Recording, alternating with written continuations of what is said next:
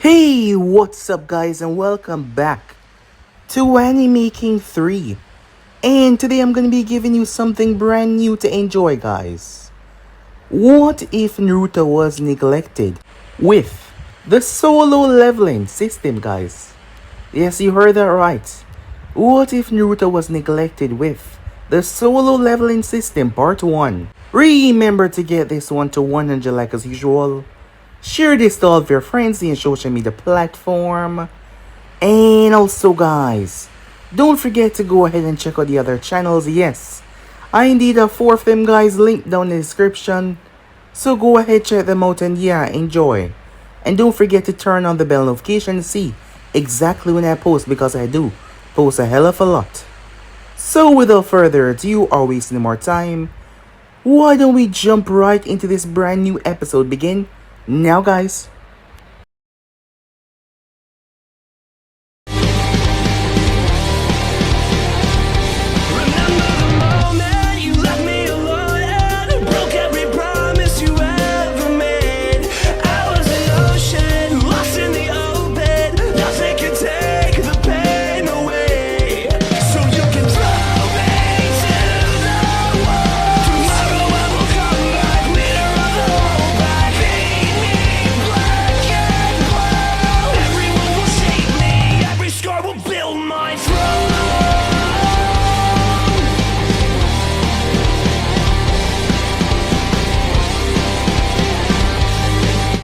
The Elemental Nation, a powerful driving force, separated into many villages. The top 5 were Kumo, the stone, Kiri, the sand, and the most powerfulest was Konoha. This is where our story begins. At the moment, at the Namikaze Manor, inside of the Hidden Leaf Village, Minato Namikaze, 4th Hokage of the Hidden Leaf, also known as the Yellow Flash, stood with a stern expression on his face as he watched the proceedings in front of him. In front of him were 2 children. One with short red hair that stopped at her neck. The other one had blonde spiky hair like his. The girl had the red flowing hair while the boy had the blonde hair. The both of them had similar blue eyes. The girl was dressed in a battle yukata. The boy, he had on blue pants, along with a very dark blue shirt, and wrist warmers on his hand. The boy was in a very famous taijutsu stance, used by Minato himself, while the girl's stance was more front base attacks. The boy stance was made for quick movements and speed. Her attacks were made for heavy damage and a destructive power. Minato raised his hand and said begin. He was not the only one there though. Standing to the side was a beautiful red-haired Kunoichi, as her eyes looked towards her children. This was none other than Kushina Uzumaki, wife of Minato Namikaze. Her children as she looked towards both of them. The girl was Mito, and the boy was Menma. As they fought, trading blows after blows. They were 12 years old today. As they trade blows, it showed that the boy was a lot quicker. However, her defense was so strong he couldn't really break through, but his speed was being a problem to her. She decided to tap into ninjutsu first. She brought her hands together and leaped. As she was in mid-air, 4 chains came from her back and came down towards him. Seeing the 4 of them coming, he launched a kunai towards her, while launching one elsewhere. She deflected the kunai with one of her chains. Suddenly, he teleported away. Where the other kunai was, her chain decimated the ground to show that she had destroyed the kunai that he swapped place with. If most people had saw what he did, they would be in shock at first, believing that he knew the Hairashin, the jutsu that put Minato's name on the map, but that was not it. He was using the substitution very well. Normally, this would not be a hard feat, however. He was just 12 years old, and for one thing, he had a lot of chakra. So for him to have the control that he had, it just goes to show that he was special. However, she was no pushover either, as she used the chains to pull herself down to the ground. He made sure to stay away from her punches, Whenever she leaned back, he might be fast, however, she was stronger than him. Her raw, unnatural strength was truly destructive. As her chains came flying towards him, he sped through handstand as he decided to do the same. Use ninjutsu, that is. He slammed both of his hands into the ground. Suddenly, it cracked open in front of him. Several vines and roots exploded outwards. That technique was a specialty, an oddity in this world. It was known as the Mokidan. Said Mokidan technique rushed towards her. She saw them coming as she used her chain to throw herself in the air. However, he redirected his strike towards her, as she saw it all running towards her to wrap her up. So she brought her chains around her in a ball. The chains then started to spin at a violent pace. When the Mokidan made contact with them, they started grinding against each other.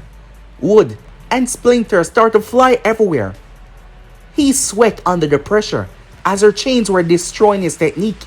However, her chains were not as strong either. The both of them might be showing immense and powerful techniques, however, they were nowhere close to mastering those. By the end of the collision, the both of them were taking a breather from each other, but they were far from done as they re-engaged. Kunais were drawn as they clashed against each other vigorously. For two 12-year-old children, it was quite the sight as the yard was being destroyed. They fought with a great amount of passion and force behind their strikes. Minato stood there with a proud smile on his face. Yes, he was immensely proud. Kushina stood there as well. She was happy as she watched the both of them. They had to be ready for everything the world has to throw at them. So seeing them fight like this, it was truly amazing. They've come a very long way. The both of them disengaged as she sped through handstand.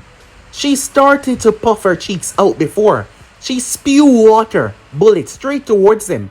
Seeing them coming, he quickly pulled out a scroll. He then proceeded to throw said scroll in the air. After two handstands, he pushed his hand up. The scroll unraveled to show a sealing formula in the center. It then expanded out in a vacuum as it sucked the water bullets inside. The moment the scroll touched his palm, he placed his other hand out. The same formula appeared in his other hand and shot her own water bullets towards her as it traveled through him. Well, it seems that way, but it was just Fuinjutsu. She dodged the attacks as they tore into the earth. The both of them rushed towards each other again. However, Minato appeared in the middle, with just raw speed alone. That's enough, he said. The both of them stopped. They glanced up towards him as he smiled. That made the both of them smile as well. I'm impressed. The both of you, he said. Mito, he turned towards her. You did exactly what I said and focused on your defense. And now, the openings are rather smaller than before. You did great work, he said. And for you, Menma, he said, turning towards him. Your reaction time has gotten a lot better. It shows great improvements. I gave you both these tasks 2 weeks ago, and you've already shown great improvements. I'm proud of you both, he said. The both of them seemed to just bask in their father's praises. They were extremely happy. Tomorrow is a big day for you both, he said. You will be placed on a team, and your Jonin instructor will take over from the training that me and your mother has been working with the both of you on. However, I have no doubt in my mind that you would excel even more. The instructor will focus on the both of you, your strengths and your weaknesses, to help you grow even better than before. So I just want you to go tomorrow and do your best, he said. Dismiss. He dismissed the both of them as they made their way off with a bow. As they walked over to their mother and shared a few words before they made their way off inside, Kushina walked over towards him. There is no doubt in my mind that they will ace the test tomorrow, despite all the changes and the differences that you have placed in the academy. They've already shown the aptitude to pass the test. Yes, I'm not worried, said Minato. All the other kids in the class, from what I've been given from the teacher Aruka, the improvements has been drastic. I'm glad that I made a change when I did. You did the right thing. It might be harder for some of The non-clan members, but the ones who have stuck through it. They have strived through it and become better ninjas because of it. And they will be better protected out there. Minato smiled as he knew that. That was a big hope of what? Of everything. Meanwhile, on the inside, wiping her face off with a towel, Mito started to drink some water as she noticed Menma was looking over to the side at the portraits. I wish he could have been here to see us, Menma said. Mito stepped beside him as she saw what he was looking at. It was a photo. It was their mother and father, however. They were younger, and they had something holding on to. Their mother had a baby boy, while their father had a hand on his head, as they were smiling at the camera. Yeah, me too, said Mito. They had an older brother, but they never actually met him. He was going to be 6 years older than them, but he died before they were born, and they never got the chance to meet him. But they wished they could have. To have an older brother. But they had each other though, and they would suffice with that. They just wished they could have met him. Their mother and father told them that his death was a tragic affair. Immensely so. They were never given specific details even now, after 12 long years. However, the both of them could see that whatever happened hurt their mother and father deeply, so they backed off. They decided not to be the ones to bring back such bad memories. It was the least they could do for the people that raised them and care for them, and making sure that they were ready for the outside world. But they still wish they could have met Naruto Namikaze. As right as you are that, I wish I could have met him. There's no point in hoping for something we both know it's never going to happen. So the best we can do now is just live our life, she said. Besides, now that this whole thing is over, I gotta go meet up with my friends. She started to walk away. By the way, I did hell back out there. Just if you were wondering. Tuh. And who said I was going all out, said Menma. She gave him a challenging look, as that made him grin back. The both of them had had a rivalry since they were babies, always trying to one up the other. But the problem was, their strength always seems like it was equal. The reason being, neither wanted to hurt the other so badly, and not knowing if they could handle the full force of the other one's attack. As Mito made her way off, Menma was happy that she was out spending time with her friends. In the beginning, things had not been so, well, good as they were right now. You see, Mito is a holder of the nine-tailed fox. Yes, she was. She had the full beast sealed inside of her. Mito took majority of the traits from their mother. Her Uzumaki blood was far stronger than Menma. Despite only being half Uzumaki, her Uzumaki blood seemed to have completely swallowed her entire DNA, making her almost a full Uzumaki. It was a rare occurrence. However, Hiruzen Sarutobi believed in her that she could hold back the beast. That is why he had sealed the whole beast inside of her. He had used his life to do that. On the night of the nine-tailed attack, there was pure chaos, which led to the beast being ripped from their mother. A portion of the beast's chakra was resealed into Kushina. From the chakra that was left around, it was a lot of it after all. She had spent at least 7 months unable to properly walk because her whole system had been messed up. However, a lot of therapy, and she was able to get back to her feet again. Kushina was just glad that she was alive, and she could be here with her kids.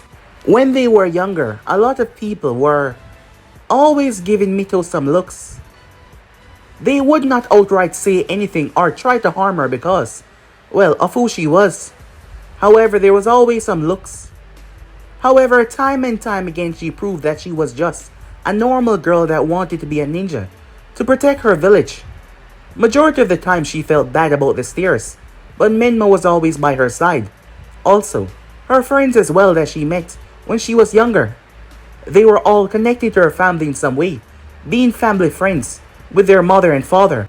With Mito having the nine tails, she also had an extremely powerful water affinity, as it is said that it was greater than even what the second Hokage possessed at his age.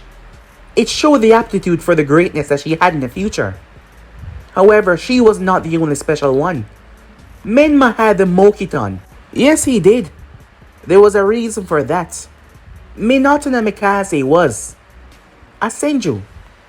Yes, there had been some past hidden records, but he found it out later in life. His mother, her name was Naya Namikaze. She wanted to keep him safe because at the time people were hunting and killing Senjus. So she called him a Namikaze. She died. He was left an orphan when he was 6 years old. He never knew who his father was. It wasn't until much later in life that he found out. But he still went by the name Namikaze for remembrance of his mother. His father was actually of the main bloodline from Hoshirama. He was a cousin of Tobirama, the younger cousin, baby cousin at the time. However, he had died in the war. He never knew his father, but the genes run strong into his veins. He never developed the ability to use wood style, but Menma did. And Menma had a massive, large amount of chakra under his control. Sightings like that has not been seen since the first Hokage when he was younger, showing Menma as a future candidate to be the one to surpass him. And he was hoping for that as well. Yes, as Menma decided to go and meet up with some of his friends. Tomorrow was a graduation test, as he made his way to go and talk with them. None of them were aware that their brother Naruto Namikaze was not dead. He was indeed alive. Yes, he was. Meanwhile, unknown location, a rather strong, big, burly man was currently sitting down on a broken throne. Given the shape, it seemed like a stone throne. As he was waiting on something, it seems. Beside him was a blade. It was so massive. However, he wielded it with ease because of his strength. He had long, black hair. It spiked in all different directions, giving him a wild look. He had fuzzy, strange eyebrows, a thick, burly beard. He was wearing a coat that exposed his rippling muscles and his chest hair as well. Dark pants and thick boots on. As he leaned back, there was a jug of sake in his hand as he drank. With a smile on his face, this man was a psychopath. Yes, he enjoyed to kill. It was what gave him a purpose, an enjoyment throughout life. If his blood was not on the line, if his blade was not soaking his enemy blood, he did not like it one bit. However, like most crazy people, they also need money. This village, he had been terrorizing it for some time now. And every few weeks, they had to bring up a sum of money to him so he would not kill their people and take their daughters. The last time they tried to fight him, he butchered every single one of the resistance that they were able to pay to fight him. He killed them all without a shred of mercy. He then went for the daughter of the leader of this village. That was 2 weeks ago, and he still had the man-daughter. He had promised that he would not touch her, as long as they knew who was in charge.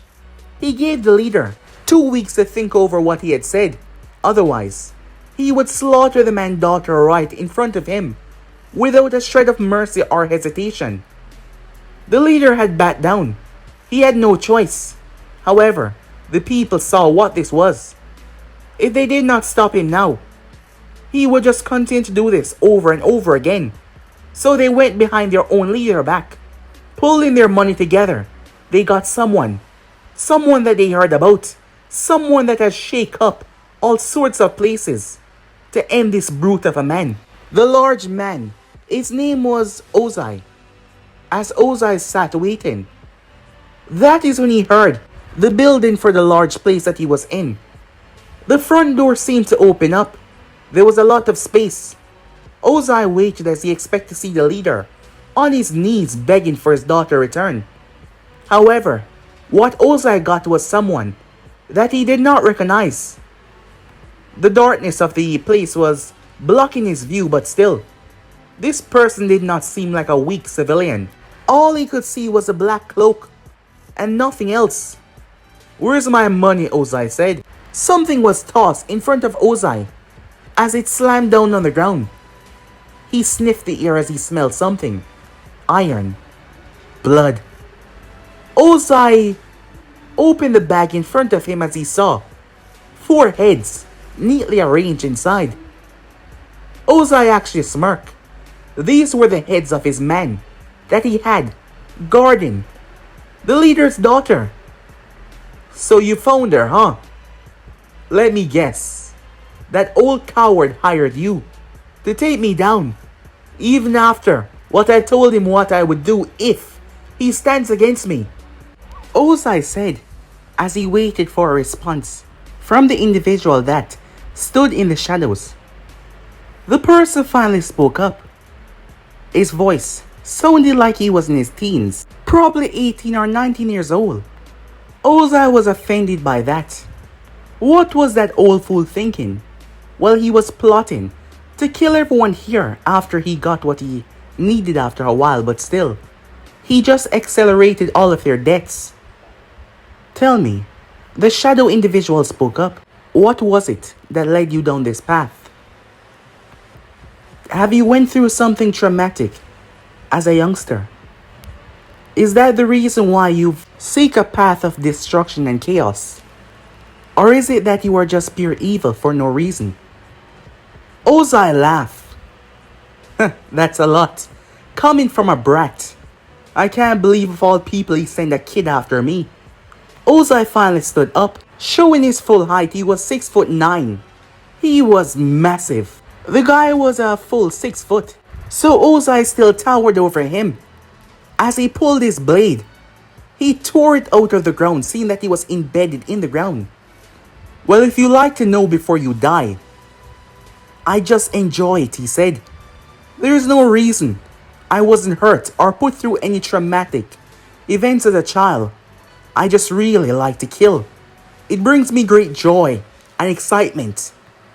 Just like how I'll remove your head right now," he said.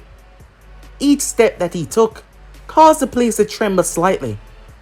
Ozai then pushed off at speeds that seemed impossible for someone his frame and size, as he brought his blade down to slice the individual in half. However, Ozai's blade clashed with another blade. The steel was completely black. It was like night itself. The handle was silver, with red trimmings going around it. And there was a gem in the center of the handle. A red gem that seemed to be pulsating. Ozai tried to cut the man down as he put so much force. The ground under the individual's feet exploded, but his knees did not bend, nor did they buckle. Ozai started to sweat at the amount of force that he was putting down on this individual, and yet nothing was happening. He was confused greatly. "You know," the individual spoke, "I've met a lot of people during my travels. They all say that, especially the ones so deep in madness, believing that the only thing they live for is fighting and killing. They just enjoy it. However, when it comes to the end, they all realize that it was for naught. It was a waste of their life, a pathetic waste. I always make them see that end is not something one should desire. Dying in a battle, what does that leave you?" Ozai started to apply more force. "You have no idea what you're talking about. I live for a battle. If I should die in one, I would relish that feeling," he said. "Is that so? And tell me, Ozai, do you know what death truly is?" Ozai was rather shocked when his feet started to slide back. The individual was walking, and Ozai was being pushed back. This frightened him. Such strength, he thought to himself. Ozai reached behind him and pulled out a dagger. A well-made, curved dagger as he launched it towards the individual's stomach to slice him right open. However, to his shock, the person's hand came down on his wrist and stopped him from going any further. Ozai was baffled as his hand was shaking because of the force that he was applying, and yet he could not push his hand forward. How is this possible? He said. He screamed out in pain as his wrist was snapped with little to no ease. He pulled back the force that he was putting on his blade and stepped back, shock written all over his face. But that did not stop him though as he spun. He slid his blade towards the individual's neck. However, the black blade tore right through it. Ozai watched as the tip of his blade collapsed on the ground hard. Before he could come up with a sentence or say a word, he was hit. He did not even see what he was hit by, yet he was blasted through the throne. However, that was not enough force to stop his flight. He slammed through the wall and slammed in the cold, unforgiving ground, its back tearing a huge trench into it. Ozai got up as he coughed into his hand, and what he saw was blood. Ozai looked up as he saw shadow. A lot of shadow moving all around. They seemed to have eyes. The individual stepped out of the hole. Ozai could still not make out who exactly it was. I asked you, do you truly know what death is? When it creeps upon you, when it wrapped its hands around your throat. A second you feel your life is going to end. There's no coming back. Only to bathe in the unforgiving darkness. And yet you tell me you relish this feeling. However, in my eyes, I see nothing but misunderstanding. A man that believes that he knows what is what, but he actually knows nothing. A pathetic, overgrown brute that just rely on hurting others to make sure he feels better about himself. But let me show you how it feels when you're at the end. Ozai started to tremble as an unforgiving feeling slammed down into him. He felt his bones rattle, his organs twist. Ozai started to see shadows crawling all around. They were getting larger and larger. Eyes. He see at least 1,000 eyes in the darkness, creeping out towards him, thirsting for his soul. Ozai felt panic like he never felt before. His whole body went into fight or flight, and despite his reputation, despite the things he's done, he ran. Ozai ran for his life, screaming like a lost child, trying to get away, using every ounce of speed that he had in his body to leave this place. However, the individual simply walked up and picked up Ozai's broken blade. He stood where he was as he exhaled, the breath leaving his mouth. He then clenched the handle with such force as he twisted his hand back and threw it. The blade split through the ear. Ozai heard the whistling as he turned. The moment he did, it split through his head, handle and all. His head split into two. His body crumbled on his feet, blood pouring down on his clothing. He was dead. The blade did not stop, though it kept on traveling until far in the forest area. The next moment, the individual stood in front of Ozai. He then glanced up towards the heavens. The moonlight bathing down on him. The shadows seemed to vanish. He had short, dark hair, electric blue eyes that seemed like they were glistening with power. He was wearing full black, a long black sleeve shirt that fit him perfectly. He was wearing black pants. There was no item or anything on his person. He was completely clean. It seems like it was attached, but it was not. The cloak that was covering his body, it flared out in the wind as he walked and grabbed the foot of Ozai and vanished. Time skip. The leader was in the small office.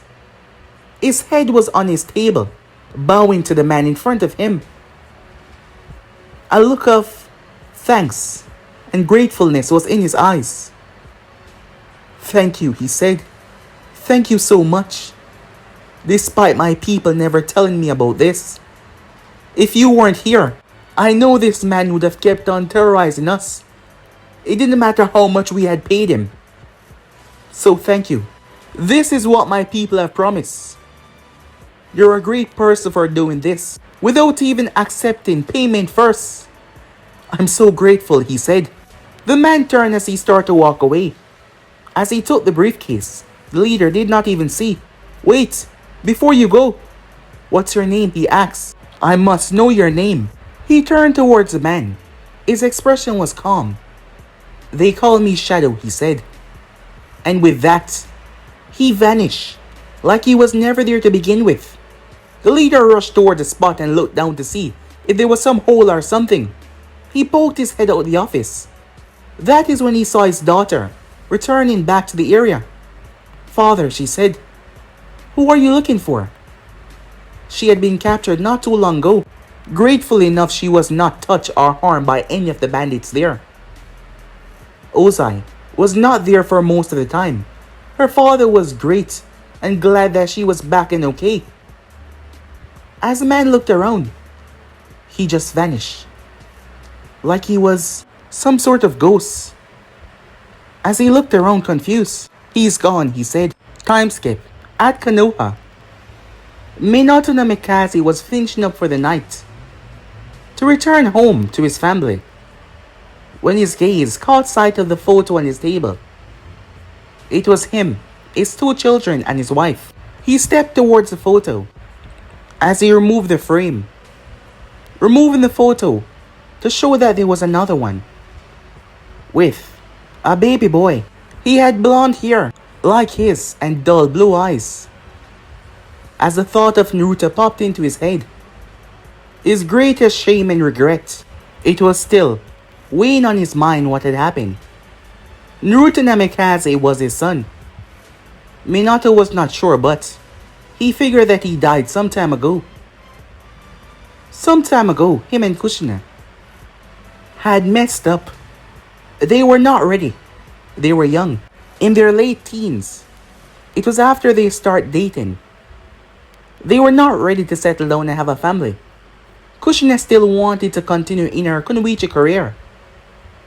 She was called the Red Hot Habanero for a reason. She was quite good at what she did, and she wasn't ready yet to give it up. Her friend, Mikoto Uchiha, wanted to settle down unlike her.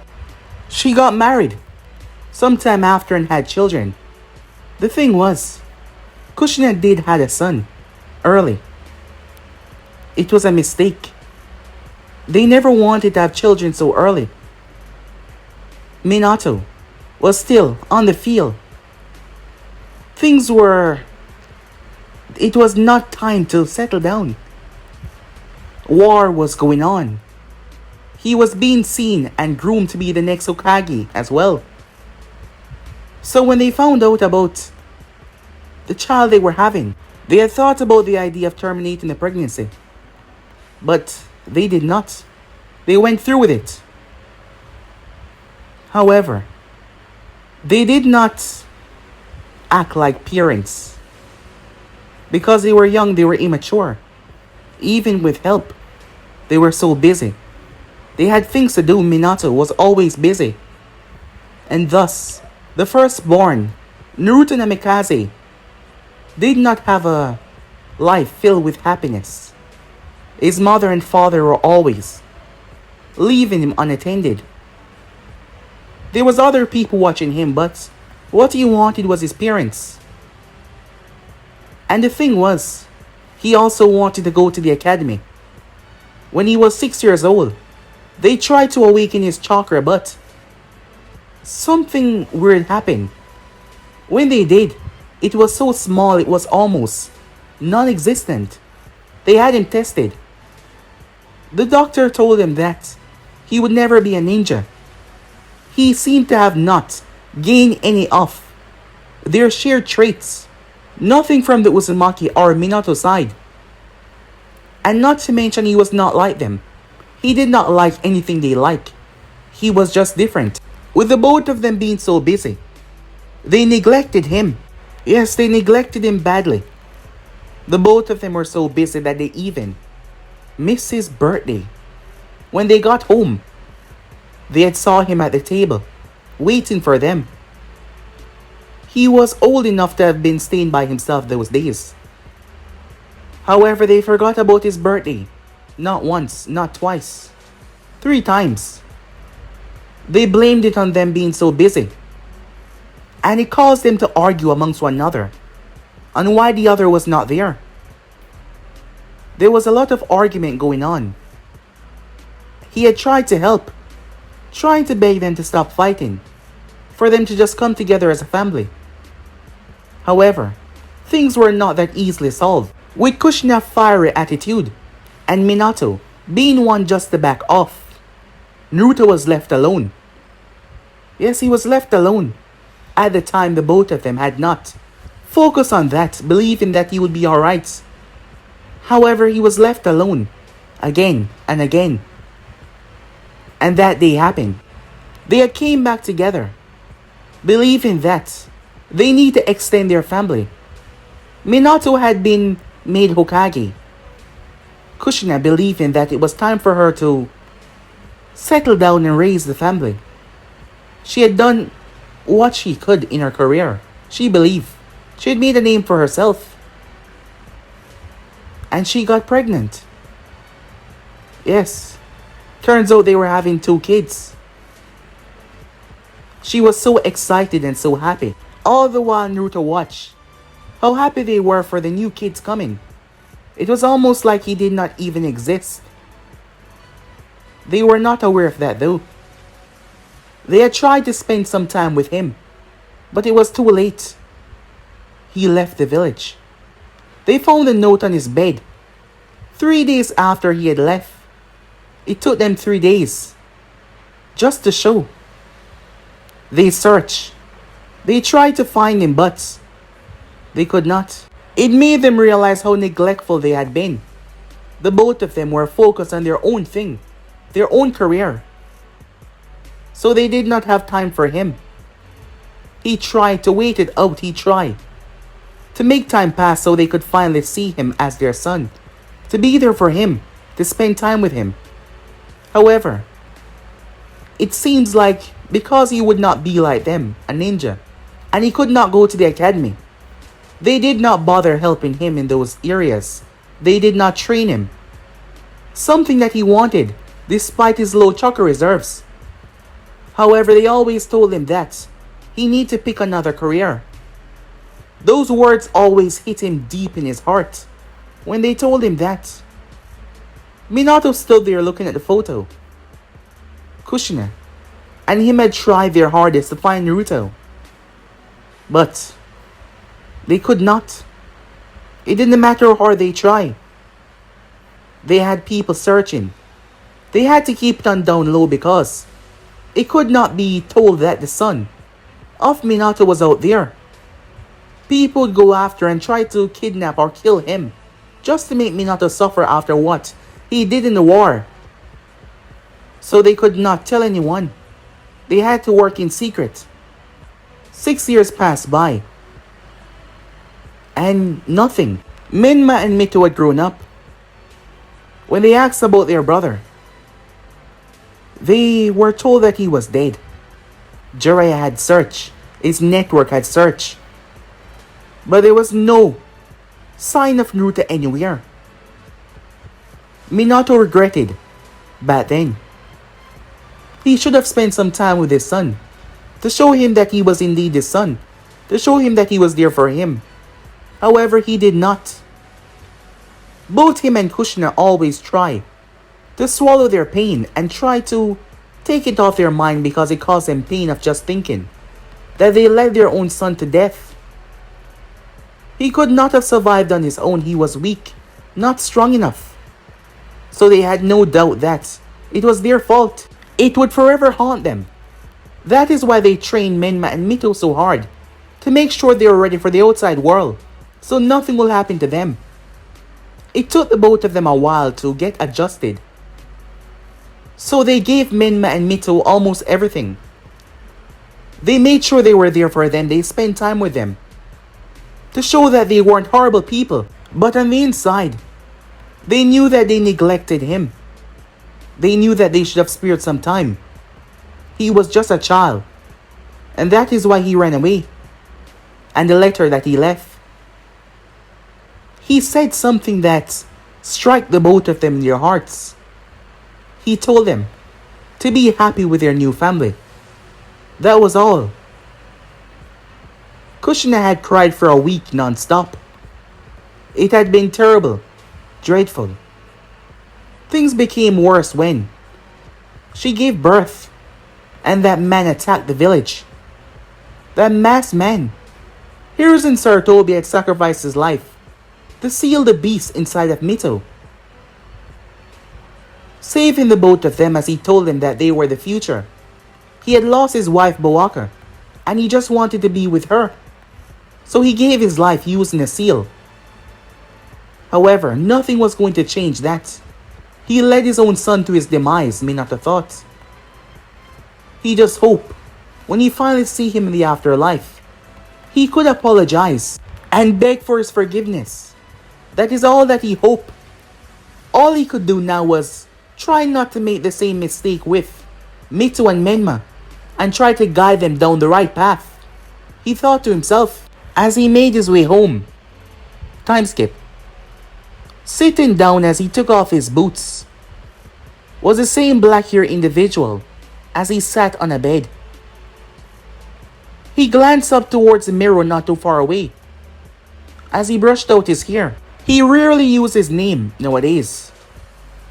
People had always called him Shadow. Shadow Lord to be exact, because of his certain attributes and abilities. But his real name was Naruto Namikaze. He was 18 years old now. 12 years ago, he left the village of the Hidden Leaf, leaving everything behind. And on that night, he also died and reborn. Yes, he did. As he could almost remember it like yesterday. Flashback. Packed and ready, Naruto was leaving. He saw the way they wanted this new family, with him not in it. His whole birth has always brought them nothing but pain and burden. As you wonder why did they even allow him to be born, if they were never going to see him as their son. He was almost like a stranger in his own house, never being remembered, always being forgotten, like he was some kind of parasite, feeding off them. He hated that feeling. They forgot his birthday on numerous occasions. They forgot that he was even there. Because of him, they were always arguing. They were always going at each other. However, something that always struck Naruto deeply was what Minato had said in his induced rage, and what his mother had agreed with.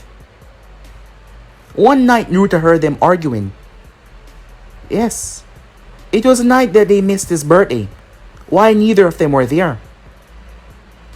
And Minato said that he didn't have time. He told her this in the beginning. That is why they should have not gone through with this. He was shocked by those words as he couldn't believe what he was saying. Tears had instantly came to his eyes as he expected his mother to defend him. He expected her to say something, but all she did was remain quiet. Naruto was baffled. He was 4 years old. He had watched a scene unfold right in front of him. The both of them had been through terrible times because of their argument. Once he believed that they would actually get divorced. Yes, that they would get divorced. But that did not happen. The pregnancy, the new babies, brought them back together. And Kushina wanted to make things right. She actually tried to spend time with him, but it was too late. He was already broken. For 2 years since he heard what they said, Since he saw the look on her face when Minato said those words, and she did not say anything like she agreed, it broke him on the inside. He was left alone. He felt so alone. It was on that day he decided to leave, but he didn't have anything to leave yet. He needed more time to plot. It took him 2 years. When he finally mustered up the courage to leave, he got attacked in the woods. First, he got attacked by a bear. It had carved into his flesh. On his arm, he was bleeding heavily. He was able to escape though. However, the bad thing was, the blood had attracted wolves. It was terrible. Naruto was running for his life, scared out of his mind, as he tried to keep his breath. However, he was becoming tired. Glancing over his shoulder, he saw something coming after him. He jumped. The wolf had gotten so near as it bit the ear. He rolled out of the way and crashed down hard. However, he screamed out as a wolf teared into his leg, causing him to scream loudly. He turned over as he reached, trying to find anything. He remembered what he had packed. However, his bag had fallen off. He tried to block his face, however, they grabbed his arm. They tore into him, the wild beasts, ripping into his flesh. He was dying and he knew it. He was always alone. Maybe this was for the better. Maybe he did not deserve to be born. They did not want him in the first place, so he should just leave. He never really had friends. People always tried to get close to him because of who his family was. However, no one really cared for him as who he is. No one cared for him as a person just because of his father, name and title. That is why they care. It didn't matter anymore. Nothing matters. He decided to accept his fate. However, he felt something inside of him. Something that refused to give up. Something that just exploded out of him in waves. The wolves were sent sailing as a blast reduced everything around him into shambles. Naruto opened his eyes as his wounds were healing at a rapid pace. His eyes were glistening with power. His hair changed from yellow to pure black. His eye color even got more electric. Power oozed out of him as he felt strength and speed unlike ever before.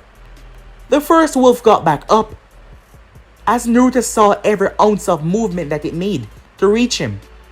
He drove his fist into the thing's skull. Its body crashed into the earth tremendously hard, its head crushing out. The other one jumped as Naruto spun and kicked it, its face snapping to the side. The third one leaped upon him, knocking him down. However, Naruto slammed his fist into its underbelly. It puked as he turned his head. It was sent sailing off him. The last one jumped as Naruto moved out of the way and grabbed its legs. He then bashed it through a tree. Naruto looked at his hands in awe and shock. Couldn't understand what was quite going on. How did he... This wasn't possible. What's going on, he thought. Something strange then happened at Liss. A strange blue Liss appeared in front of him. Every turn he made, it followed him, as he realized he was seeing it through his eyes. It was some kind of system. That is where he saw stats and points. Naruto was confused. End of flashback. As Naruto leaned on the bed. That day was a rather confusing day. That is when he found out about the system and what he has become.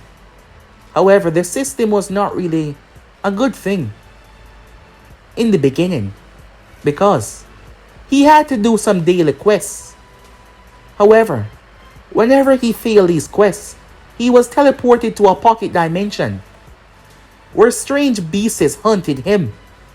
He almost died on several occasions. However, when he started to complete the quest, he got items. That is when he found out about his unlimited storage area, where he could store any of his equipment or items. He could also equip armor over himself, but it would not be there. But it would give him the resistance that he needed. It was quite amusing in the earlier days, when a few bandits had tried to stab him but their weapon did not meet flesh. However, those armor was fragile, and they were easy to break. He got cocky and he took on someone that was stronger than him. He did win, but he almost died. That is when he found out about his shadow ability. He could steal his opponent's shadow after executing them. At first he was confused about it. However, he got the shadow, which he could release and use in more ways than one to fight to defend for him, and also use it for teleportation. Naruto held his hand up as his stats appeared in front of him. The first thing that was shown was his name, Naruto Namikaze. That could not be changed no matter what. The next thing that showed up was his level. At the moment he was at level 59. Under that was his title, Shadow Lord. Under that was his HP, which was 45,000. The next was his CP. That was his chakra points. That was much larger. It was at 79,000. Under that was his strength. This was completely different from his HP and his CP, because his strength said that it was at 301. His stamina was at 300 exact. His agility was at 298. His intelligence was at 299. His sense was at 310. And his vitality was at 252. And his perception, it was at 310. With this, his 5 senses increase every time they go up. That he could see clearly in the dark. He could hear someone's heartbeat from a far distance. It also worked with his sensory ability to sense someone's evil intent or aggression towards him. Things were hard and bad in the beginning. His daily task, he had to do 100 push-ups, 100 sit-ups, 100 pull-ups, and he had to do a 10-kilometer run.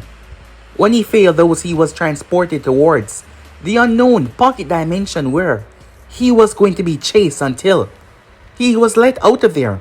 Since then, he had no option but to do these. However, when he reached level 30, he could deny them if he pleased. That was an incredible day of his life. So he did not have to do these daily. Whenever he did though, he gets some items but they were pretty useless. He also gets status recovery to recover all of his weak status. He also gets status points, which he could use to increase his stats to get stronger. Whenever he level up though, when he meet the requirement amount to go to a next level, his stats increase. That is why they were so large now. That was not all. If he was fighting someone powerful and special, if they had some sort of special ability, when he did kill them, he gained a stone. Once he absorbed said stone, he would be able to gain their ability and learn it. The stronger he got, the more his strength got up. The more his speed also got up as well. If other ninjas were to have the system, their stats point would be extremely low compared to his. Because his strength was terrifying, and his speed was truly amazing, and his durability has also increased over time, even without the armor, even without anything on him. His body could take a lot of punishment and still step forward without much hurt or damage done to him. Also, because of the system, he's immune to poisons and anything that would be seen as toxic. He can't even get drunk because the system sees it as something that is messing with his system, and it would not allow it to get to his nerves. The system wanted him to be strong. His healing ability was intense. He could also regenerate a missing limb. That was not a pleasant memory as he recalled to the past. He also had a wonderful stealth ability. However, it took chakra points a lot if he stayed in it for too long. Also his bloodlust. What he did back there was a small amount of his true bloodlust. Whenever he go truly on someone, It tended to drive them crazy, in utter fear, even paralyzing them for the moment. As he locked his gaze and bloodlust on them, he also possessed an ability known as Dagger Throw. When he had thrown the man's weapon after him, Naruto could feel it. The more stronger he got, the more it evolves. Soon enough, he wouldn't even have to touch it. It would just move to his command whenever he threw something. There were still more abilities that he had yet to unlock or even reach, because he has not reached a level that surpassed the one that he is right now to up his stats and up what he was. However, in the coming future, he know that he will be able to reach those levels to finally see the full and beyond limitation that his body was. There was no doubt about that in his mind. As for his feelings toward his home village, much hasn't changed. He figured they had it better with their new family now, alright and okay. He did wonder about his siblings from time to time. However, he hoped that Minato and Kushina did not make the same mistake that they made with him and create another like him. He really hoped so. However, he doubts that anyone else in the world has this system like him. He doubts that because he was not like anyone else. He was special, immensely so. That is when he heard something as he turned his gaze. He then got up, as he was bare feet as he made his way. Slowly making his way outside of the room, he stepped forward as he arrived towards the door, to see it open. As he stood there, suddenly, something was placed at his throat as someone stood behind him. And just like that, you're dead. You know, you really should let your guard down, the feminine voice whispered into his ears.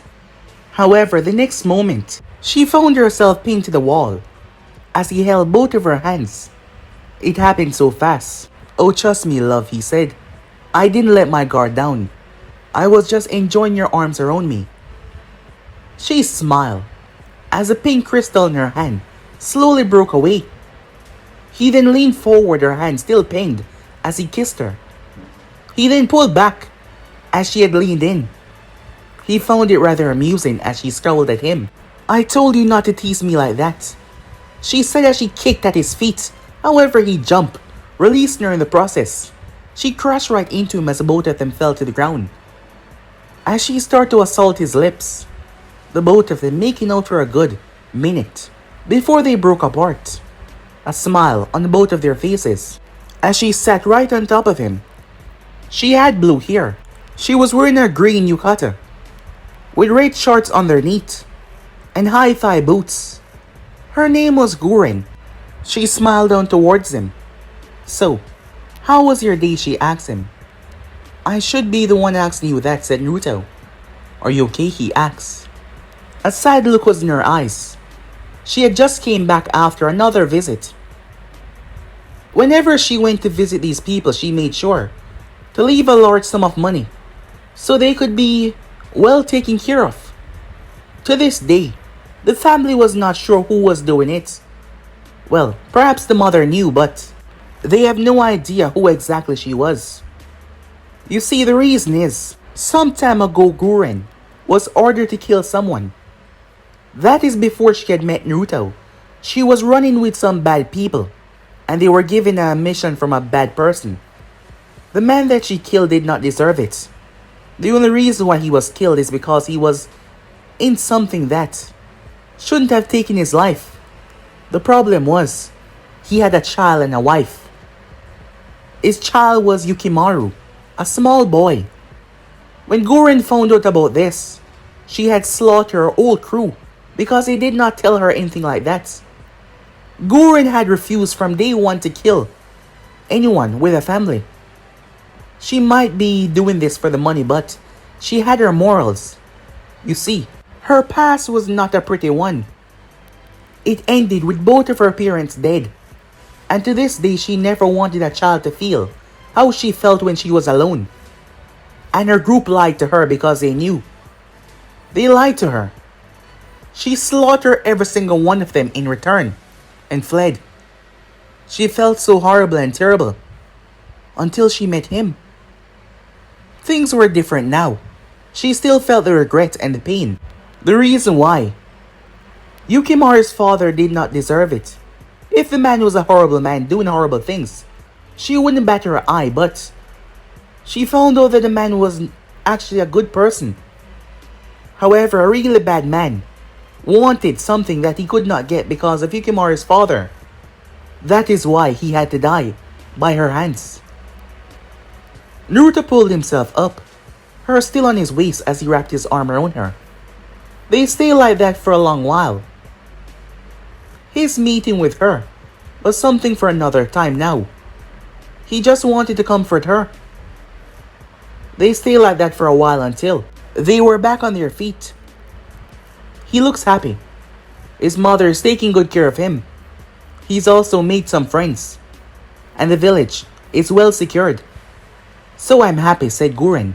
What about you? She asked him. As he told her about his day, their talk led to the bedroom. The moment they were inside though, things started to get rather hot and heavy. As Guren removed her yukata, she had a red bodysuit on. It was tight and red, as Naruto almost teared it off with his teeth. The both of them engaged in a heated makeout session as they roamed their hands over each other's body, lingering in the touching feeling of each other. As we expand out to outside, their house was on a rather high hill. There was a thick forest surrounding the area. The both of them kind of liked the isolation.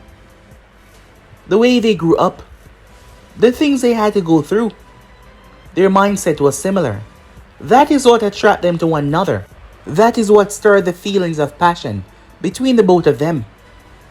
They might not have families that they could recall or speak to at the moment, but they had each other, and that is all that they care about for the time being.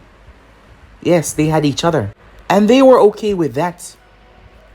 However, in this world, nothing can stay peaceful for too long. Peace could never be an option without war and chaos. And what is the main driving force behind pure destruction? It's actually love. When someone loses what they care most deeply for, the world is sent into utter destruction. The night tonight was a peaceful one, as they made love in happiness. However, the future is bleak. Death, chaos, bloodshed. It was coming.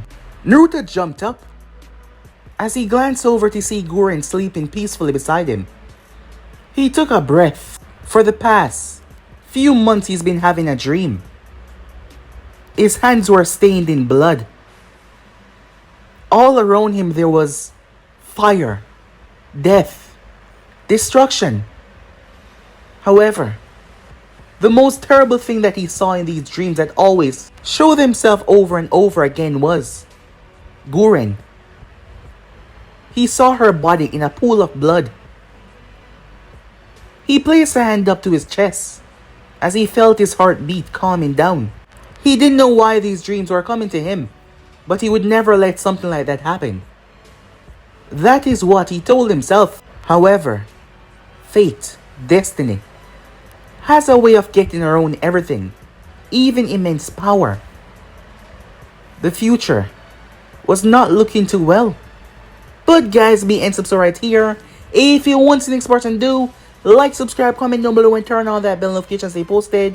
Remember, share to all of your friends in your social media platform. But I'm out for now. See you guys soon. Peace.